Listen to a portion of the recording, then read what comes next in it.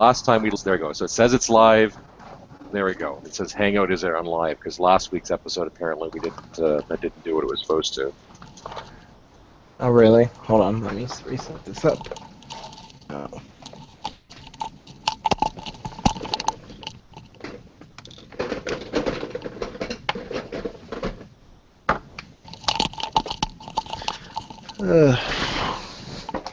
Nah, I definitely think you're going to see the sorcerer in at least every pairing, if not almost every list.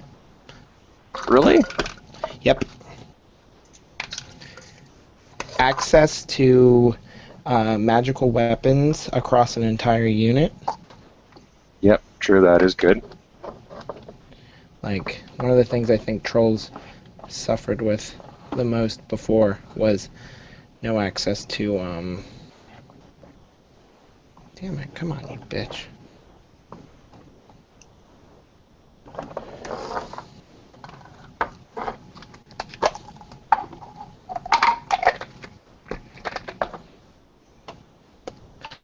Trying to make a makeshift stand for this tablet so the charger can stay in it.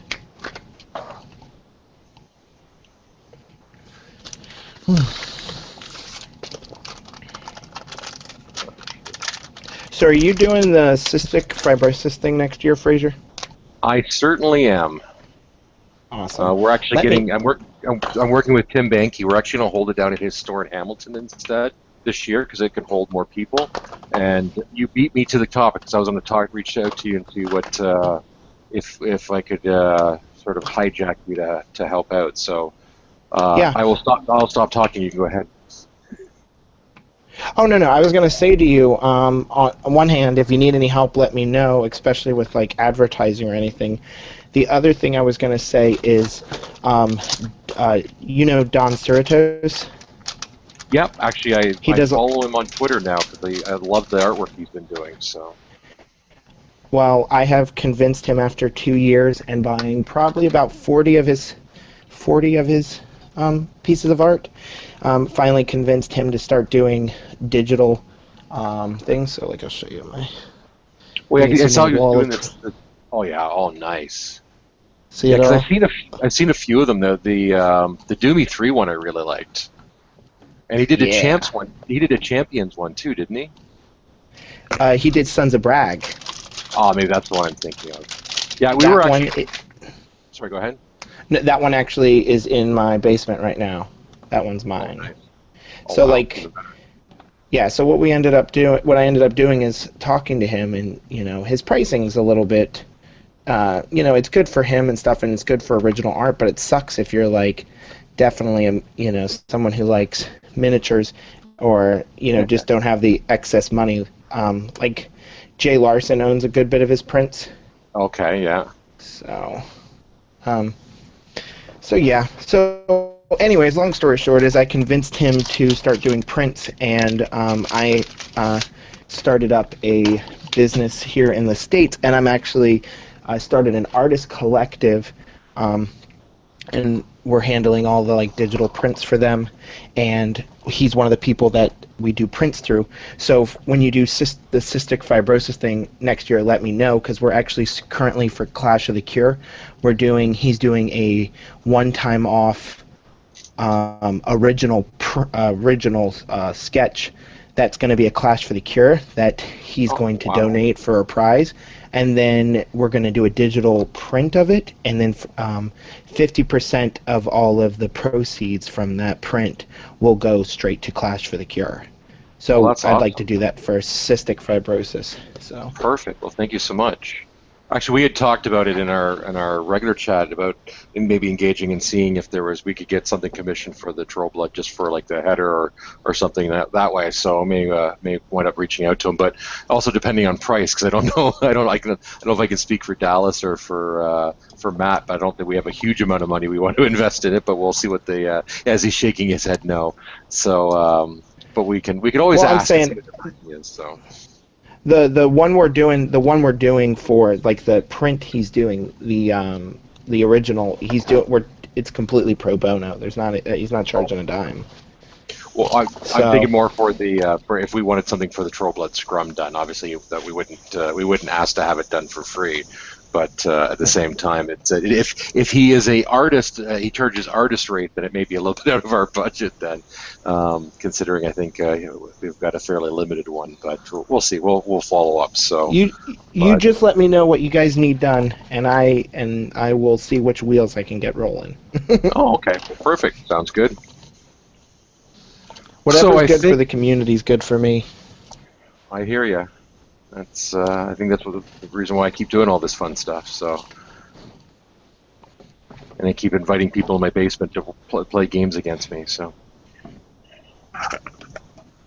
That's not just uh, a Canadian tradition. well, it probably is, but it's not necessarily a War Machine tradition because most people, when you see them stream games, it's not from their house. It's usually from a store or something.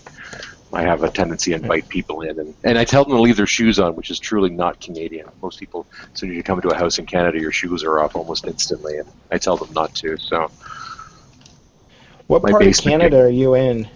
I am about an hour west of Toronto. I'm in the Kitchener-Waterloo area. Okay. Yeah, So one of my absolute best friends, she lives in Vancouver with her oh, family. So oh, nice. And so whereabouts are that you was one of based? the great say that one more time. So whereabouts are you based? I'm Virginia. Oh, okay. So, so I'm East Coast. Yeah, I had a good friend that lived in Richmond. Nice. That's 4 hours. That's 4 hours south. Okay. So you're up by DC then? Yes, I am 40 minutes from DC. Okay, and that makes sense why you're going to the Nova Open as well. I actually am the co-lead for Nova Open's War Machine and Hordes. So, Oh, awesome. and then next year they're going to make me lead because the person who leads it currently doesn't play well with others, and he's like, Devin, you just take it. Sadly, I've seen that a number of times, both in work and in play.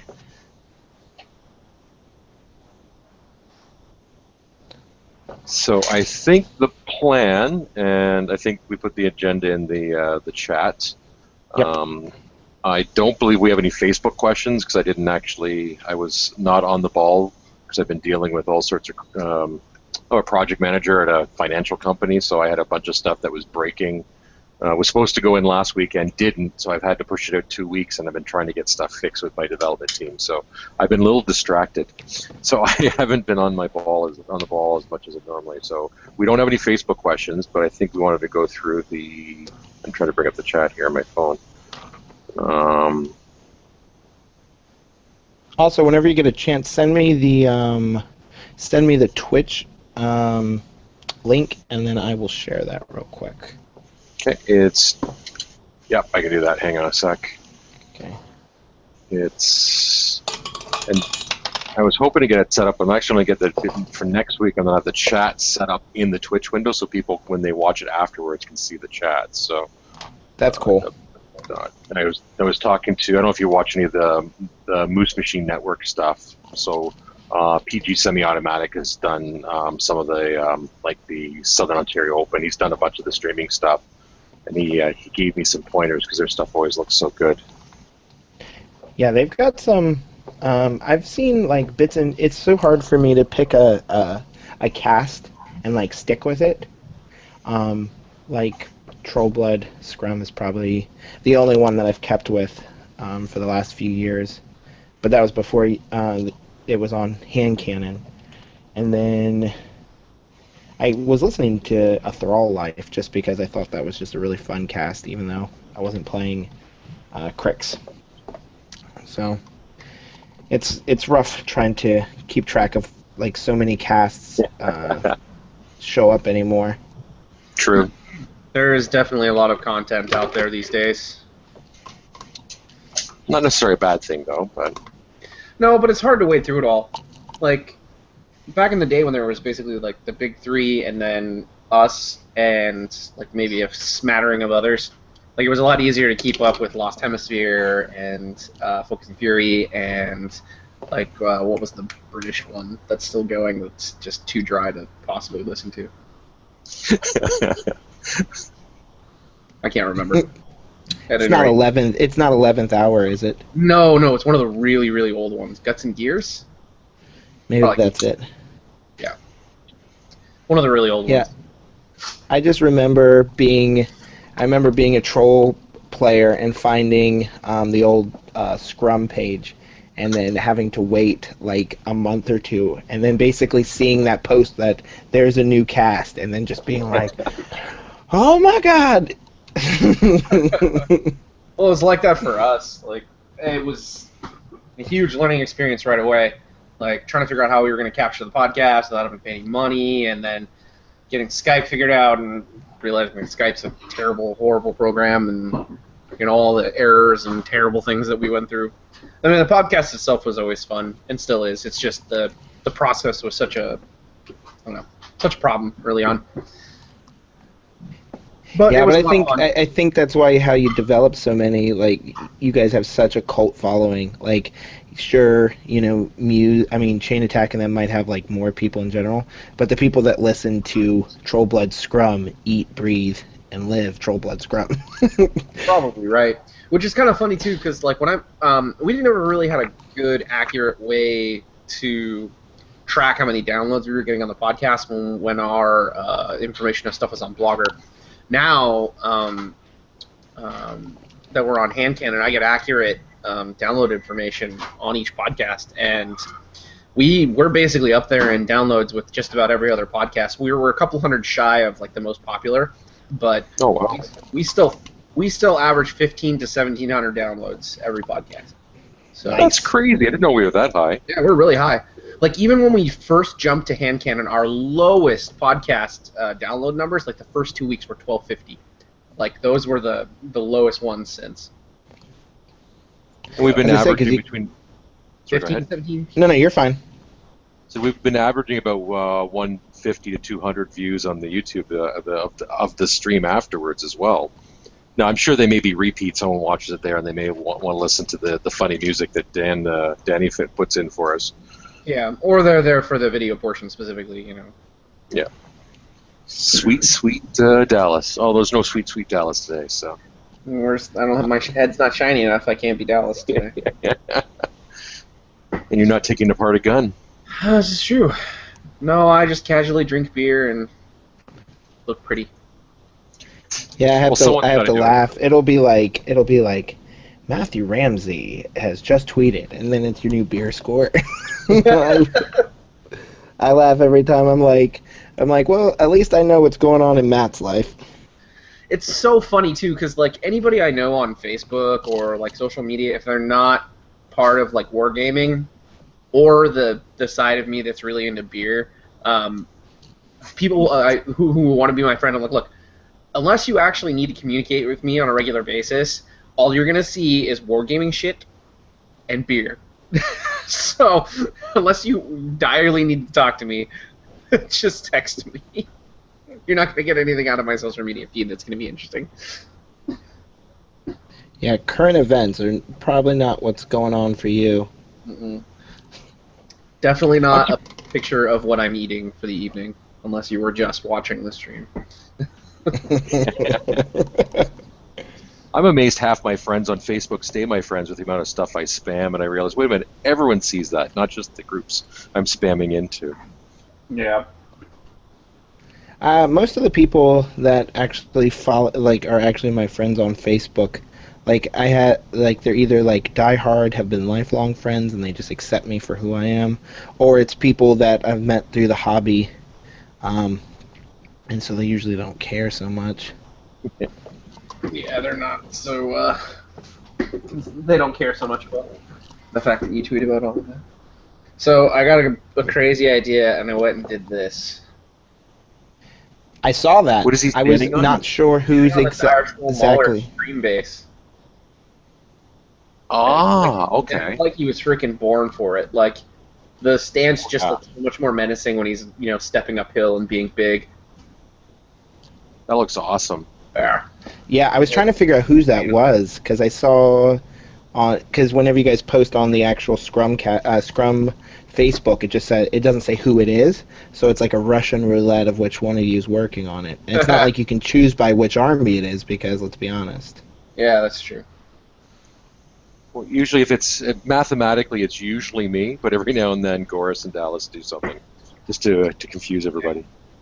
Well, last week, as you know, without any access to a computer, I had to resort to hobbying again. So when did the shakes kick in? What happened to your computer? Oh, I had a hard drive take a shit on me. Ugh. Yep. Super not good.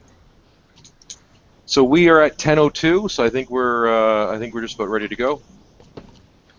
Hopefully, there's enough preamble for Dan to pull something out. Excuse me, let me clear my throat here.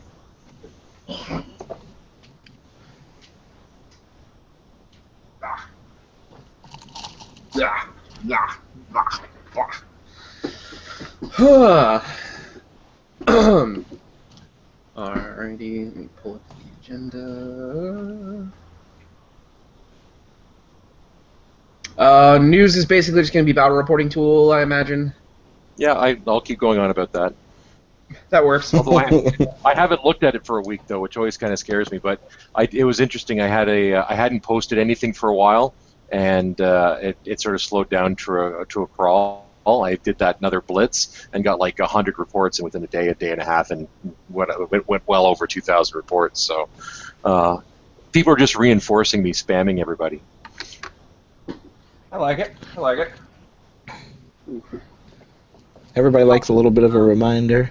God, I gotta talk about painting, base and shit. Wow, you've actually got content to work with. I mean, look at that thing you just worked on. Yeah, I know. Yep.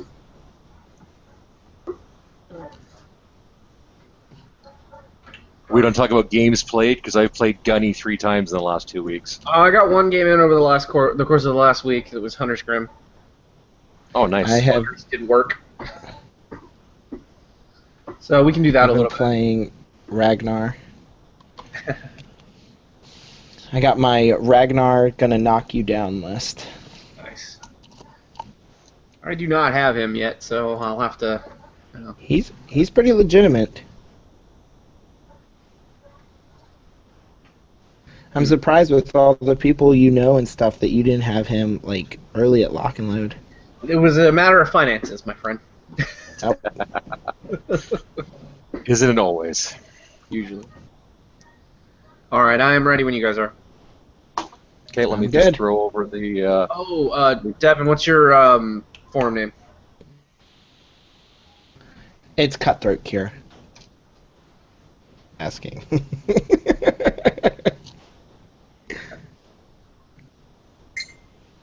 Sorry, I didn't mean to send that to you. I was just typing it out so that I had it in front of me. Okay, no worries. So whenever you're ready, I'll start the recording. Go ahead. Hello and welcome once again to another episode of the Scrumcast over at Hand Cannon on. Missing the chorus, but they weren't missing much. With me, as usual, is Fraser Belfort, Deathbed Dice on the forums and all things social media. Welcome. Hello, all. Hello, hello, and with us this week, as you've seen the last couple of times on those installments of the Scrubcast, we've got Devin, Cutthroat Cure on the forums. Welcome. Hey guys.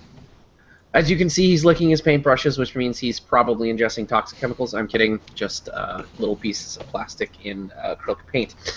Well, gentlemen, I've come back from the dead, a very short stay in Hades, or with Hades rather, and I'm back to talk about trolls, as we do. So, procedurally, as we go, we're going to go ahead and roll into the news. Now, the most exciting thing we've got for you this week, as with many weeks, is going to be the battle reporting tool. Take it away, Fraser. Yeah, so we continue to get games coming in, and once again, troll players are kicking the ass of all the other factions for number of reported games. So thank you everyone who's listening who's putting those games or those reports in. So we are over 2,000. I think we're at 2,100 games reported. We're just really beginning to see some good data on the trolls. I'm going to actually try to aim to post some stuff after this, when this in time for when this cast is published. through the regular process. And we're also, a quick update, I've gotten an update on our first build of the tool. We're actually getting an Android app built to capture some of this information as well. So I've got the initial build for that to take a look at. So we may be reaching out for some pilot people to be able to submit your games as well, but keep the games coming in, and more importantly, get your opponents to put their games in as well. So, because right now I think the Trolls represent about 25% of all games reported, and the next one is Kador at like 15 or 12%. So get all your friends to put their games in as well. And remember, you can always grab the data. The links in the comment section, or in the description section as well, in the show notes. You can always grab the raw data and take a look at it yourself if you want to slice and dice it and see how the different factions are working out. Yeah, you can definitely see where the bedrock of our listener base is. Oh, of course. Not a lot of diversity among people who actually listen to podcasts about trolls, despite our glowing personalities, of course. That being said, I have been hesitant. I've got 3 games to report over the last couple of weeks, and I still have not had a chance to go and do it. But I'll get you some good data in there, Fraser. Please do. There's a loss even. Ooh. Ooh, yeah. Well, and again, because we've got the most Trolls got the most games recorded, we also have the most loss recorded, and have the most realistic win percentage, which is always nice to see as well. Yeah, I was definitely surprised with how much information was included into the battle reporter when I did it. It was like quite the survey, and I was really surprised. I was thinking, like, is this going to be who won, how many points? But I mean, it asked a lot, and I was pleasantly surprised. And it's sort of a double-edged sword with that, because the idea is I wanted it to be so people wanted to put the information that's valuable, like the different win situations, who your caster was, things like that. But you have to be careful not asking for too much, so people just don't submit anything. So it's sort of have to walk that fine line. So I think it's at a good place. I mean, a lot of the questions aren't mandatory, which is good, so you won't get frustration, just people just not doing it at all. But I'm hoping once we get, and to be honest, even at 2,000 report data, to be able to make it to see good trends coming out of it, especially with some of the other factions where we're only seeing less than 100 games reported. We're not seeing much out of that, so it's kind of hard to compare it. And once we get to that good bulk of data, I'm thinking when we get about 5,000 altogether, then we can start looking at caster versus caster, as opposed to just caster versus faction, what we've started doing with the Trolls, which I've posted a couple times.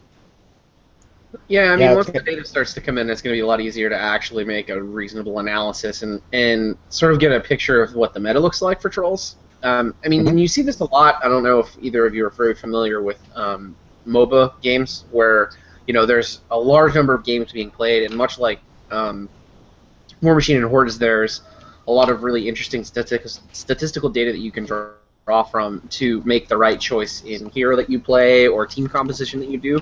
And the same thing can be said for this. Once we have a large footprint of data based on what we've gathered, we can actually say, all right, here's what we can safely say is good to bring into X matchup or X forecaster or anything like that. It's going to give us a really interesting snapshot into how Trolls can actually fare and what they're good at in the meta. It's also going to be interesting to have information that's actually like representative of the actual populace that's playing. With such a low number, it's hard to get, accurate data just because you're representing such a small bit. But if we could get more people to, get in there, then you're going to definitely have better data and show something that's more, representative of the greater area. Yeah, and that was one of the reasons I added that sort of community metacode option, where people could track their own games locally and then take a look at the raw data and be able to strip all their other results out. So if you've got a fairly active community that's willing to report their games, you can get everyone, or even if you delegate someone who tracks them, like in a Journeyman League, you can take a look and see how the Journeyman League stats work out by using the tool as well. So there's a lot of flexibility. And again, and that's actually one of the points too, is one of the concerns that was raised in one of the comments was that the thought that this may lead to people wind up not necessarily net listing, but realizing, okay, this is the list that wins the most games, so I'm going to play just this list. But I think this tool, this data is going to give you even more opportunities to see, okay, this caster is strong, but maybe I can make some tweaks and put my own spin on lists that are doing well and get even better at it. So I don't think it's going to narrow us down to 2 or 3 lists like I know a few people have commented. If anything, I think it hopefully will allow us to expand our lists a little bit more by seeing what's strong into different factions and different casters.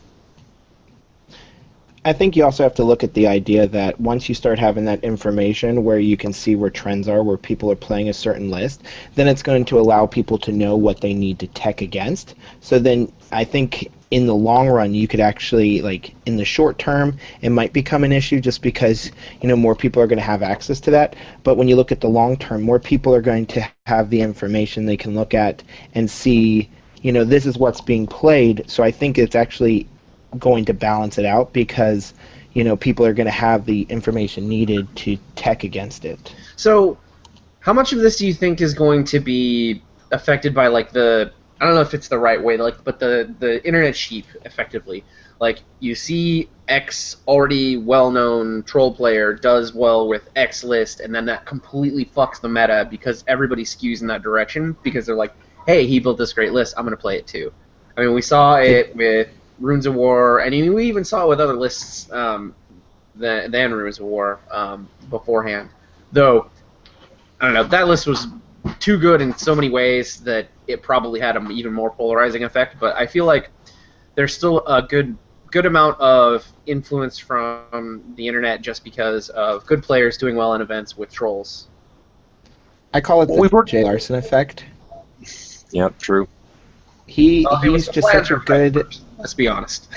Right. But the thing about it is that Jay Larson, it seems recently, when Flanzer played, he had such a good list, and it was so solid that it was just that one list. But when you look at, Jay, he's able to take maybe a list that someone else suggested or someone else has talked about and pushes it to the max. And because he's such a, public figure, more people are able to get access to it. Like, I know when I first started and I wanted to know about, hey, runes, I'm hearing all about runes, it took me quite a while to actually find that information, where Jay is very much the opposite. Like, he's such a public figure that information is very accessible, so, you can get it, and I feel like more starting players like to look for that information, and I definitely think that I don't think it's going to cause that, but you're definitely going to be able to see for sure where that it's happening. Like it's gonna be an obvious. It's going to be proof that hey, this new list is coming out. How many people are doing this? How quickly it's spread. Yeah, and that's not necessarily a bad thing. I mean, it's just going to be a good tool to use to analyze the data, and that was kind of the intent anyway. But I don't know. We'll see. Right now, though, I think it's pretty clear for at least most of us with play experience, though, that trolls are in a really, really good place across the board. Agreed. And just one last thought on that. The interesting about this reporter as well is you can see that these new lists or the sort of the net lists are being played, but because people list out their skill level and their win-loss, you actually see some of these sort of net auto-win lists are losing because they're being taken by people that just aren't familiar enough with the way the lists are supposed to work. So it's interesting that you can see that side as well. Just because something's a net list doesn't mean it's automatically going to win all the games. Yeah, that's fair. Yeah, that's really good. Are we ready to move on then? I am good. Sweet. All right, so as you may have seen, the third pretty face on this particular podcast today by Devin, we brought him here for a very specific reason. Now, back at Lock and Load in June, Devin brought all of his gloriously blue and red trolls, very similar to my own, to play in the Iron Arena. And during that point, you got Master Craftsman. Is that correct? I did. I won 2016, the last Master Craftsman they're going to ever run for the hardcore side of the tournaments. Very nice, very nice. And what's actually kind of entertaining is that you beat out another Hand Cannon Online alum, Mr. Timothy Black, who had his glorious-looking white convergence, if you do remember seeing that there as well. You two were the last two in the running, and you edged him out, so good job, buddy. We actually sat down, and him and I had a long talk, and he came up. I hadn't even realized that they had even done the judging yet, and I guess he had found out right before me, and he came up and like nicest person in the world, just was like, "Hey man, like congratulations," and I hadn't even been notified yet. Like he was actually the first person to kind of let me know, and he was just so and I was really surprised because I mean he had such a really good scheme, and with convergence it's really easy to make things that are very uniform, and so his army looked as like one moving factor, and I don't know. It was definitely something to check off a bucket list for me, which made me really happy because I had set my goals on it this time last year when I participated at Nova, the Nova Open for Master Craftsman, and I actually got beat out by another really good friend of mine. So Yeah, Tim's definitely a very gracious guy. He's one of the nicer guys, probably the nicest guy on the hand cannon cast for sure. A great painter, a great hobbyist, but we're here to talk about you. So give us kind of a rundown of the list you ran, and then kind of go over the article in no quarter. One of the things, so when the Mountain King came out, I was so excited because it's absolutely one of the like prettiest models I've ever seen, and I was so excited for him releasing that I got him, I pulled him out of the box, I fit him for a base, I built his entire base, and then he sat on a shelf for 2 years.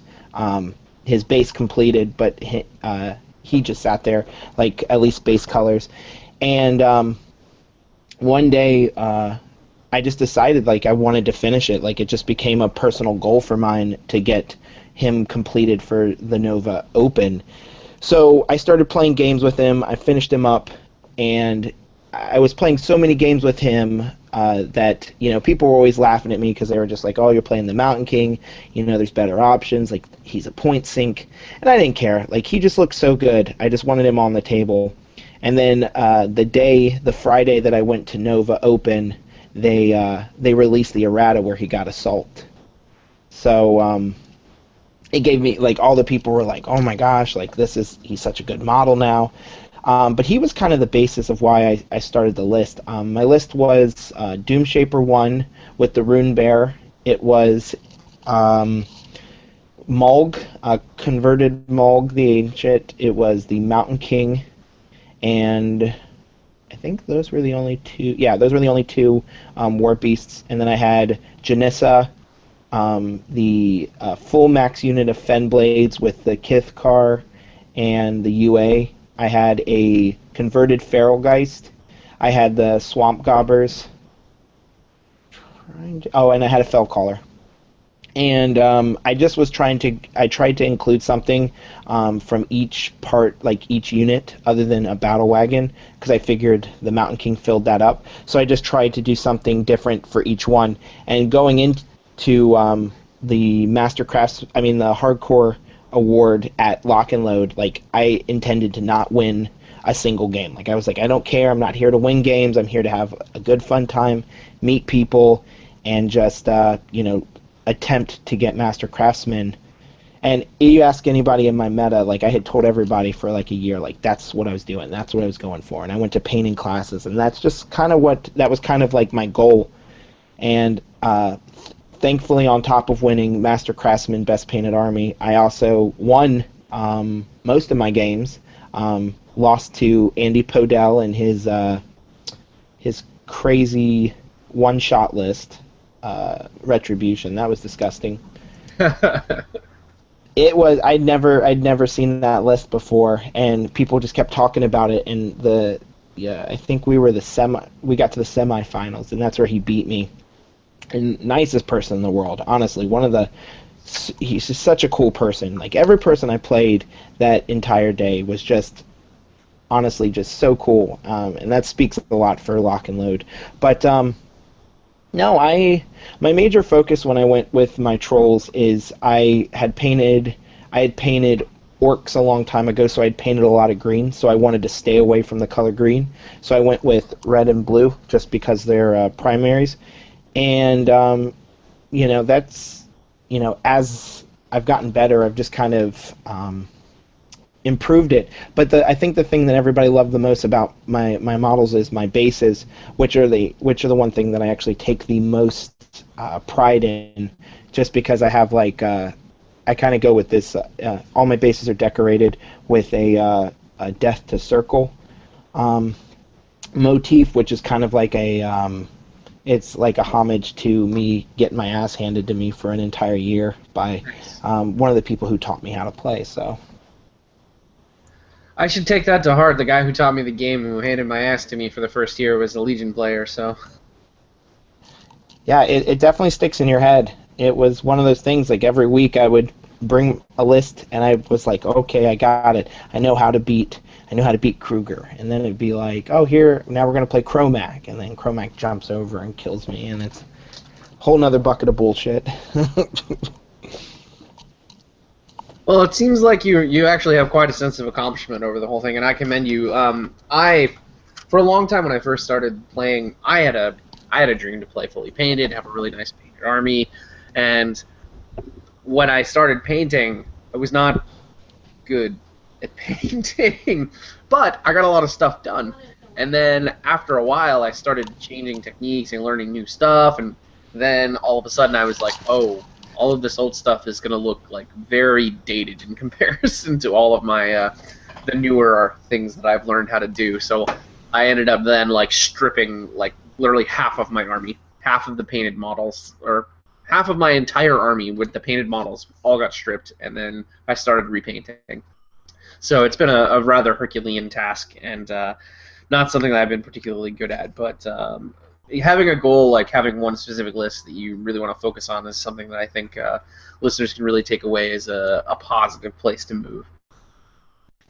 Yeah, and I mean once you get a lot of those like main pieces like completed, once you get a lot of those main pieces completed, then it's really easy to like fill in spots. So like, I got Janissa done, and she's a solo, so she fits into a lot of places, and now it's actually been very beneficial.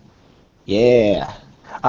Now it's been super beneficial for me because moving into Mark III, the list that I put together now, it's like I look at them and I only have like 8 models I need to paint across the entire range to put into those lists. So, I definitely say that, if you enjoy a list, play it to the absolute maximum and, work on it, and then just start working on other things, and you'll realize that, it goes a lot faster, especially, when you're putting like, when you set like a goal for yourself, like a timeline. I think that was actually my biggest factor. Like I get really easily distracted by things between video games and like secondary things. So being able to actually like set a goal for myself, as in lock and load, made things a lot easier for me. So, I mean, that's one of the biggest suggestions I can give to people is set yourself goals, but you want to make them realistic. Like, don't tell yourself, hey, I'm going to have a 50-point army painted in, a month, because, I mean, for me, that's not realistic, So I'm like, oh, I'm going to paint a model, or something, and if it happens to be a little bit more, then that's great, and if it's a little bit less, well, shit happens. Yeah, absolutely. I mean, at a certain point, like if you're trying to go like for an above tabletop quality, I mean, the time investment on a model is not insignificant. Like it's quite long. I mean, if I'm looking to paint something to the level that I expect a lot of my things to be now, I'm basically sitting down with a model for close to 8 hours just to make sure that I get it to the level that I want it. And that's before I even take into account basing, which is probably one of the things that takes you the most amount of time.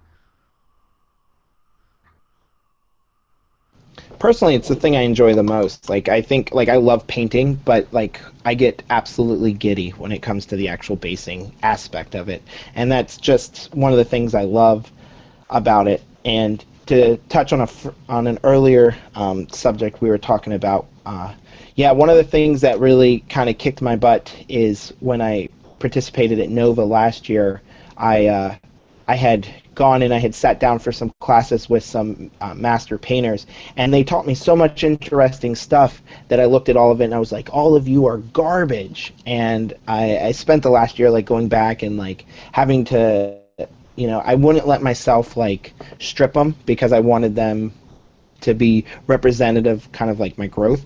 But I mean, I spent a lot of time on like using some of the new techniques I learned to go back over them. So I definitely feel you on that when you've painted the same model 3 or 4 times. Yeah, it's definitely daunting. Go ahead, Fraser. Yeah, and I was say I saw this exact same thing when I was because I started paying orcs as well and moved into trolls, and the first few trolls I've played, it's like, okay, paint looks okay, and then I've gone back and looked at them, and it's amazing the growth you can see even after like 6 months of regular painting. So even if you don't think you are a good painter, look at the stuff you started with, and that'll inspire you to keep going and improving as well. Yeah, absolutely. I, And don't, I don't know. And painting's one of those things where, like, and to quote a really good painter that used to do hobby stuff for hand cannon, if anybody remembers who Ghoul is, um, for him, he's a master craftsman painter. He is so amazing. But his adage was like, look, I love this stuff, and the way that I get as good as I do, and with as much as I actually manage to get done, like the ritual is during the week I sit down and I paint for no less than 1 hour a day. And when you think about that and you understand the progress that you can get done on a model, that's not a bad thing to adhere to. You're not really committing a whole large portion of your day. You're taking a second to decompress. You're there working with that model, and then after an hour, you've got a little bit of progress done, and you can go about the rest of your day. my goal is 15 minutes. Like, for me, like, I know it doesn't sound like a whole lot. Like, it's like, oh, what can you do in 15 minutes? But I've learned that if I promise myself I'm going to sit down for 15 minutes or 20 minutes and just work on something, it always ends up being longer. But keeping it in my mind that's saying, oh, well, it's only 15 minutes, I actually sit down and I actually get stuff done. And as I said, most of the time it ends up being longer. But if you think every time you work on a little bit, that's one more piece you don't have to do in the future. Like you've finished. It's just like stepping stones, and that's one of the things. Like a lot of the people that's in my meta now that ask me for a lot of painting advice, I always just tell them, just take your time, and as long as you put a little bit of time every day, you're gonna see improvements, and that's really exciting. And Yeah, that actually to say that that's actually what I've been doing lately as well. Is I'll just sit down and do a highlight on some of the belts. Like I've been working on these fen blades for I think like a month now. So I'll get the base coat on the red on the tartans done. Then I'll do some highlighting. Okay, I'll spend 10 minutes and just do a highlight on the belts, and then realize all the stuff I missed the first time and go back and do it again. So yeah, every little bit helps, even if it's only a little bit of time. At least you're moving forward on them. and trolls are deceptively simple looking when you get them, and then you realize that you pick up this one Fenblade, and he's got like a keg and a cup and a fucking ham or something that's like on the back of him. Like there's just shit you don't expect on these models. Like why the fuck is he carrying a ham? Like what is going on here? That was one of the things that gave me the biggest kick about painting a blitzer, or not a blitzer, but a bouncer. Was he literally has a ham on his back belt, and I'm like, I don't know how to paint a ham. What the hell am I doing? When I first started painting trolls, the old metal Axer was the first model I ever painted for the entire range. And that model, like a lot of people have said, hey, you should go back, touch it up, or you should strip it, and I won't, because it's kind of like, that was like where I started, and so I look at him, I'm like, man, I've come so far. But he has that little whelp that's in his back bag, and I spent so much time on that, like painstakingly, like just sat there and worked on him for so long, and now I look back on him and I'm wondering, like, why is that there? My most current kick in the ass lately has been, I've been working on the Trollkin Sorcerer, and you want to talk about a model that has so many extra little bits. Like, you're like, oh, it's just going to be skin and some leather, and then you're like, no, it's skin, leather, scrolls, box, other stuff. And that's what makes them so good, though. I mean, they look gorgeous. I mean, it's a challenge to paint at times. It's not a quick army to paint. But your comment about the first model you painting was the Axer. I did the same thing. I picked up the battle box. First one I completed was the two Impalers. But I actually, because I was insane at the time, did a painting tutorial. When my painting tutorials follow much along the lines of Marge Simpson's piano teaching. I stay one lesson ahead of what I'm trying to teach, just so I can teach myself, then record it, then teach myself, then record it. So, but it's amazing how nice those models are. and I'm actually kind of surprised that people still go back and watch that video. Yeah. Coincidentally, though, with Devin there, the Axer was literally the first model that I picked up and decided I'm going to paint this model. And just like you, I spent an inordinate amount of time on that little pig in the back there because I was like, why is this little fucker sitting down in the back of the backpack here? Like, I don't understand. You know? The Axer has a fanny pack, just happens to have a whelp in it. What the shit? I thought it was a ham. That's what made me think of it, is when I first painted it, I looked at it and I was like, oh, this is going to be a ham. And then I was like, nope, this ham has eyes. Like, this is definitely something else. And, yeah, it was such a great model. And now he sits and he stares me in the face, and it's always funny because I still prefer to put him down on the table.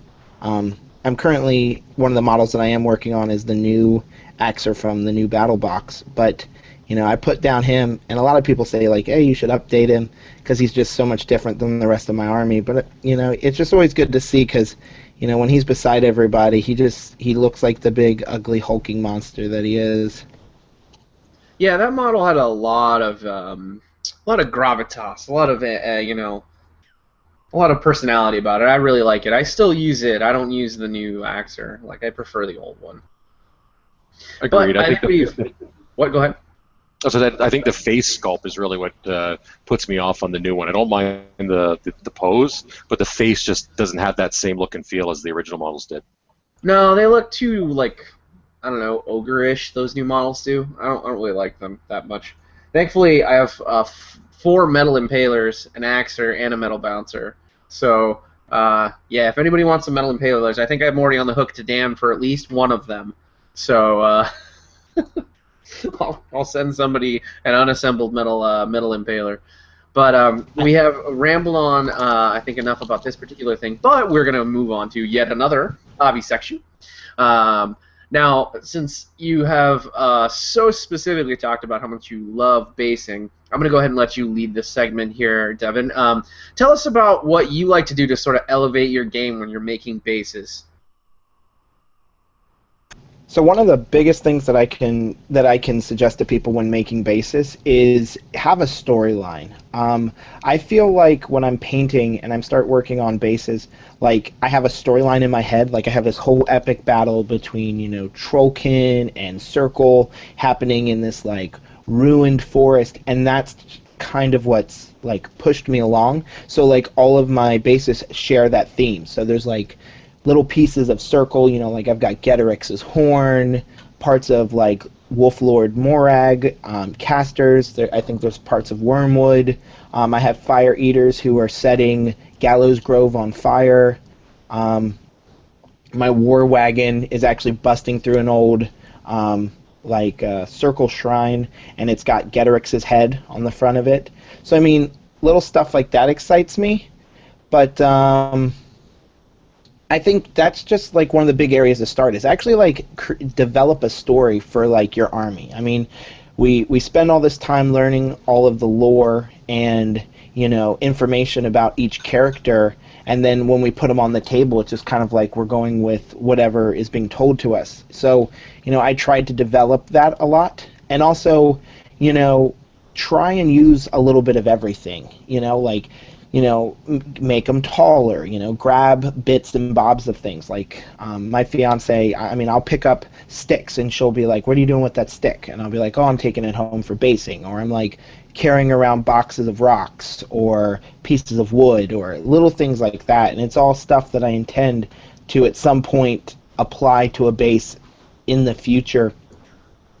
3 of the things that I can suggest to anybody that I feel like any person who wants to push their basing to the next level is it's a polymer clay called Super Sculpey. It's like I think $10 at Michael's or Hobby Lobby, and it's like children's clay, but you can easily like sculpt it into things. And one of my favorite things to do is I flatten it out, and I will cut out circles, and then I just draw on the circles with like a sculpting tool or like a pencil, and I just put runes, and then I bake it, and then after I bake it, I put it into a bag, and then I beat the shit out of it, and then I have all these random bits that look like ruins.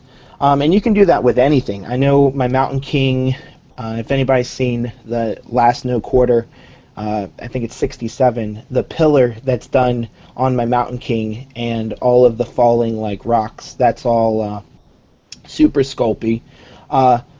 For like really natural looking like actual like ground rocks, I use landscaping mulch. They're called bark chips, and I use small and medium bark chips, which is about $3 for about a 20-pound bag. So I mean, if you can get some friends in your local meta to like all throw in 50 cents and get a big giant like cup, I use those so much. That's one of the things I've learned in the last year. That I used to use cork. Cork was my go-to, and now it's all about bark chips. And conveniently free in most parks in southern Ontario. And I'm actually kind of at that state of evolution where you were, that I've started experimenting with cork. But one of the things that I've noticed, though, is like, so trolls tend to have this like very static nature to them in their poses, right? So they're pointing or standing or holding their weapon or doing a lot of non-active things. I think the first sculpt that really did something super active was probably the new Gristle one, where she's actually literally running. Yeah, exactly. Gunny's pointing. He's pointing. So one of the ways that you can sort of break up all of those natural like right angle lines that you can do with trolls is to create a base where they're slightly angled up or slightly angled down based on what their position is. So, for instance, since I gave Dallas a Kithkar, I decided I needed another one at this point. So what I did instead was create a Fenblade Kithkar. Now, as you can see, he's angled slightly down. He's a very tall model, but this gives the illusion that he's sort of moving forward rather when he's standing still and in a very static position. That doesn't seem like it's got a lot of action. And it's one of the things that I've just recently started doing with a lot of the models that tend to not have a lot of sort of movement in their pose, and it really helps change the dynamic of the way it looks on the base.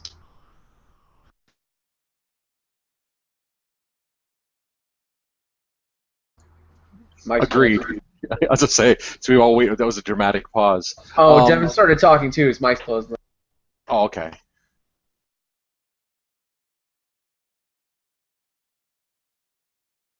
No, maybe no. All right, I forgot that I muted myself. But no, what I was saying was definitely don't worry about like cutting into your models. Like I know at Lock and Load, we were all sitting there and they do the big giant release and everybody's running around grabbing boxes, and I know Will Pagani and me are standing in line, and he says to me, he's like, Devin, what are you going to do with yours? As soon as you get it, you're going to try and put it together and play? And I said, no, as soon as I get that box open, I'm going to cut his arms off and reposition him. And the first thing I did when I got a hold of Ragnar is I actually cut both of his arms off and cut his hands off, and then resculpted him so that he was like more dynamic. So let's see if I can get this to work in this lighting. So like here we go. So like he's like swinging his hammer, and he's got like these like I don't know. Can you guys see that? I can't tell. Yeah, it looks good. Yeah, so I did that, and I mean it's just one of those things like try and like what you were saying, Matt, is like when you were talking about bases, like I put my rune bear up on this giant log, and so he's like a solid inch off the ground, but it makes him seem more dynamic with like with how they are. So it gives them that action pose when you're looking for action.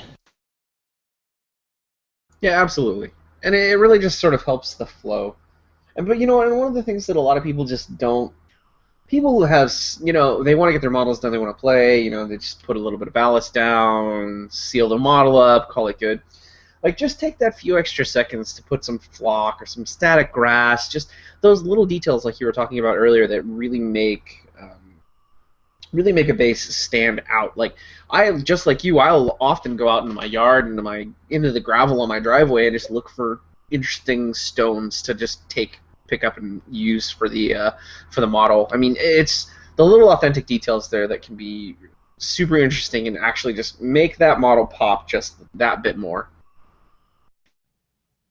I do the same thing too. It drives my wife crazy with me going and picking up bits and bobs off the ground. So, but I have to admit, I'm guilty of one of the, a little bit of ballast. I do use a little bit of static grass and will occasionally throw a small rock there. But I typically don't go whole hog because I know I don't have a lot of time.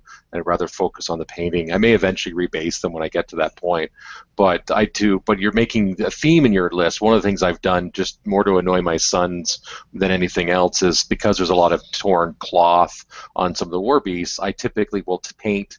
I'll paint the cloth to look like either banners that they've taken from Signar or Khador, and that way the trolls have beaten them up, and now it's protecting the Mountain King's butt is being covered by a Khador flag. So little things like that. So you can still add the theme, but not necessarily have to do it on the base. Yeah, one thing I definitely say to a lot of people, anybody who uses like static grass and just sets it down, a huge thing that actually will take your base, a very basic base from like a 5 to like an 11, is just get some grass tufts. Or like grass tufts are just like a different type of, I know all the companies like Secret Weapon and a lot of other people, they offer like little bits and bobs that you can get that just are like in a container, and they could be like little rocks or flowers. Just adding like that little bit of like a grass tuft here or like a flower that breaks up the monotony of just like pure grass. It's fantastic of what it can do. Yeah, absolutely. Have you ever seen there's a company in I believe Spain called Green, I think a Green Stuff World. They have this roller where it actually will roll out you can get textured bases. So instead of buying the resin bases, basically has a roller with the pattern. You roll it over green stuff and then place it in there. So they've got like ruins, they've got like sort of like a marshy area, things like that. So those are another option too. If you're not creative, but you still want to have something and not necessarily have to be buying resin bases, this is a way to get an alternative. And they're not. I guess I'm already pitching for this company, so I'll keep going.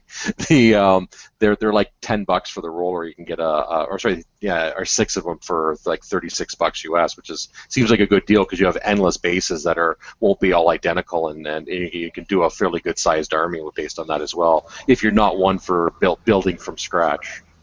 Yeah, that seems really awesome. I think I do remember seeing something like that on social media a little while back. But yeah, I mean, there's a lot of avenues to really make your bases pop. There's a company I recently found, and I would feel bad if I didn't mention them. They were called, it's called Happy Seppuku, and they do these like silicone base stamps.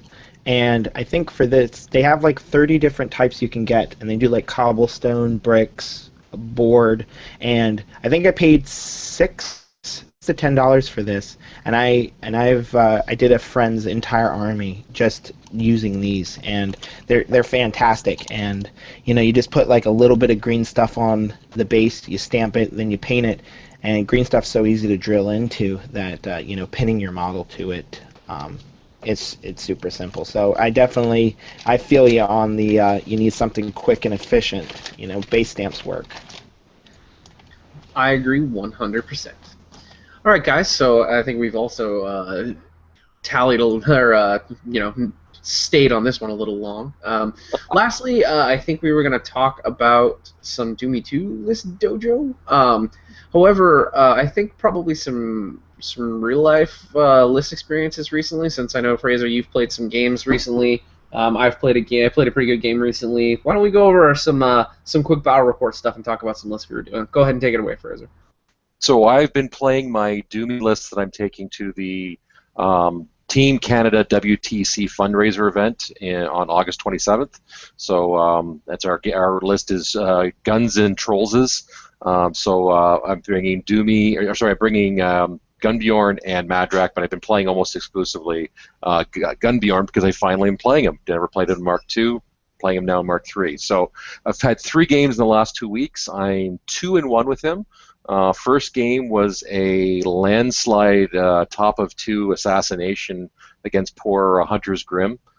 He didn't quite realize the range and the risk of the combination of the knockdown with the war wagon, and then just throwing everything else at him. So Grim was not happy with that one. And then my second game, which is I'm going to call out to the. I'd like to see maybe we can do a group think on this one if we have time, either today or maybe on the Facebook page. Second list was against Kador. It was at Harkovich, and it was I think 11 heavy jacks. And man, that was not fun. It was brutal. It was I think he had 4 decimated, the ones that can do the pushback, the 2 piston arms. Had 4 of those, 2 juggernauts, a rager. I think he had a Kodiak and a few other things. I couldn't get through enough of it, and I couldn't knock him down because I couldn't get to him. And if I knocked him down, he still had shield guard, so there wasn't much I could do for an assassination. And my list didn't have enough to deal with them. And then my game I played last night was against the Scorn, against the fat guy on the little baby elephants. I forget the guy's name. Rasha. Thank you. And that one we actually had to call on time because we didn't play under clock, and we had hit 2 hours, and the game just wouldn't have ended. That was a bit of a grind fest, but he didn't take into account Gunny's feet because he brought a very shooty list. So I basically locked him out for a turn, managed to get in. He put some pretty heavy damage into my Glacier King, but we had rolled out an assassination run for my next turn, and the way we rolled it out without actually moving the models, but it looked like it could have been an assassination there. So, but I was a little put off just because I know that Rashith has steady, and he had impervious flesh. So my normal knock him down and shoot him didn't think I had good odds on that, but it was an interesting game, and both Robert and I enjoyed it. And for those if you're curious, all 3 of them were home machine games, so you can watch the stream online if you want to see them. But overall, loving Gunny, having lots of fun with him, still learning how to use him properly, but he's lots of fun and looking forward to playing him in the tournament. Very nice. I'm glad to see Gunbjorn getting some love finally. It's actually, I think it's just his time. Like, I feel like he got the improvements he needed to make him a truly viable warlock in our stable, and I'm looking forward to playing him more. My most recent game was a Hunter's Grim game, and the list rolls out as such. It's Hunter's Grim, Runebearer, Dozer and Smig, Impaler, Warwagon, Fellcaller, Stonescribe Chronicler, Fenblades and UA, Trollkin Sluggers, full unit, and a minimum unit of Fire Eaters. Sluggers, you say? Who plays those units? I don't know. Anyway, so I played against a Circle player. Was playing against of all Warlocks, Chromac 2, with Getorix, a Stalker, and then a Feral Warpwolf. Unit of the Skinwalkers, and then the full unit of Tharn Ravagers, the guys who get souls, and the Alpha, as well as a unit of Shifting Stones with the Stonekeeper.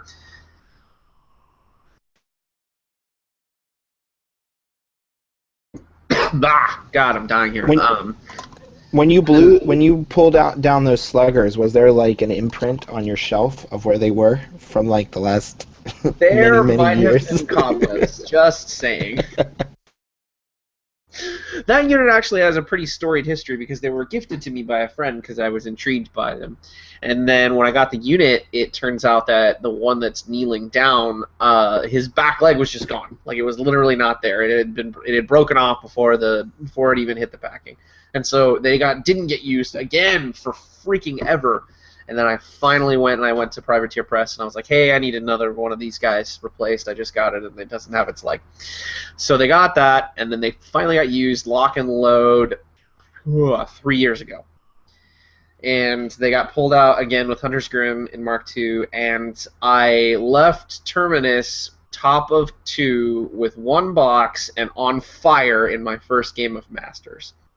And Sluggers did most of that damage. So they were good to me, and then I lost that game, and then I never played them again. So they did sit for quite some time. But in this last game, I have to say that as a second wave and as a flanking unit, if you can get them in a place where they can get clear sight lines, the D3 shots is excellent. Pair that with mortality, and if you can get them to stand still, they will take a freaking heavy off the table. with a little bit of debuffing and some high rolls on those D3 shots. That being said, you need to make sure that your list has some way to keep them alive or keep them unengaged. Like, mine did work even late into the game. Like, I had a guy who, or my opponent effectively, used his Warpwolf Stalker. He came in, killed a bunch of models, used Lightning Strike, and then moved to engage some of my sluggers. Well, he only got 3 out of the whole unit. The rest of that whole unit, though, almost entirely eliminated all of his backline support. Like, I was able to put good shots down range on crucial targets that needed to. And piece de resistance, one slugger did the last shots on Chromac to finish the game. So it was a really, really fun game. Hunter's Grim are legit right now, too. So hands almost all credit to my battle group, though. Like, you can take just a straight up Warpwolf, even if they work for strength. If you can walk up, Mortality, shoot with Grim, or Mortality, knockdown, shoot with Grim, shoot with Dozer and Smig, and the hand cannon, and then reposition. Like, you almost take out an entire Warpwolf in one turn, and then they can't retaliate because you're too far away. You're outside of their 11-inch threat range with that. So it's a pretty good package. Throw the War Wagon in there, it's a good list. I had a lot of fun. And honestly, this was the first game in the entirety of that I played Mark III now that the War Wagon did not hit above its point level. Like, it was only slightly lackluster, but still got me key kills for the game. So, super, super fun. Loving Hunter's Grim, and it's basically between those two that I'm going to be pairing with Madrak 2 going forward. Devin, you got any lists that you're working on right now, buddy? My list right now is I went with a skew list, but not your usual defense or armor skew. I went with a knockdown skew. So I've been trying to play Ragnar more, just because he's new, and I told myself that I was going to set myself at 2 casters for the first 6 months of this year, and for the first 6 months of Mark III, and I told myself it was going to be Ragnar, and then it was going to be Madrak 2. Just because I was playing him a lot in Mark II, and I wanted to see what the switch was in Mark III, I am pleasantly surprised. Yeah, so he's kind of a double murder machine now. Yeah, he's amazing. But you're going to see another fan favorite in here, but I'm playing Ragnar Sky Splitter, the Rune Bear, Mountain King, and Rock, which Rock with Pulverizer is disgusting. I pushed a Warpwolf, I think it was 5 inches, and I killed 15 units, soldiers with him, and then finished off the caster. So Rock, pretty legitimate with Pulverizer. The War Wagon, a unit of Troll Whelps, Feralgeist, Janissa, Dunia Knot, min unit of the Creelstone with the Elder. And the whole point of this list is I have 6 potential ways to knock you down, and the Feralgeist is basically kind of like, if I don't knock something down in a regular manner, the Feralgeist is like a homing beacon. And then I basically can clear a 10-inch long by 4-inch area of models that are knocked down by just continuously hitting the model that's at the farthest end of the one I just knocked down. And usually I can get to your caster, and then if 2 assault sprays from the Mountain King or the Pounder don't kill you, then the Rune Bear throwing out Ragnar's knockdown usually does. So I've just been kind of playing around with that. I love the War Wagon. I cannot begin to express how happy I am with its current iteration in this edition, and it makes me so happy that I own 2. Right? I am looking into getting a second one. They're so good right now. Like, the potential that it has to simply just kill so many infantry, in addition to how much punishment it can put down on lights or heavies. Like, you can almost kill a heavy with the damn thing, and they're going to have a hard time killing it in return if it's under the stone. So, such a great model. Has great presence on the board, plus it's one of those things that can only be pushed. So, yeah, that makes it a lot easier to have a sticky point in the zone, and then also something that you can use to just ignore terrain too. So, great model. I actually really like the list design. Yeah, it's so fun just because of the whole being able to shoot after you trample, and now with the way that trample works, I'm not is it trample? No, impact attacks. It's the way with the way the impact attacks work now in this edition. Like since you get to do all your attacks before you actually turn to face, like you can get there and then do so much damage with that wide arc, and then you turn to face, and it's like you've basically cleared this 180 area, maybe a little bit more with him, and then still shoot. It's fantastic. I love the War Wagon so much. Yeah, I really hope we see more of those in play. I think they're going to be excellent. And don't forget too, like the War Wagon's like built-in knockdown tech is so good because of trampling hooves. Like your impacts automatically come in with Line Breaker, and then it's like, oh, 3 dice, you're knocked down. Sucks to be you. And now I get to get my charge attack auto hits, and then you also get the boosted on all the impacts, and then you can just shoot the damn thing. It's engage with you. Just shoot it with the pounder. Who cares? The blast damage isn't going to hurt you.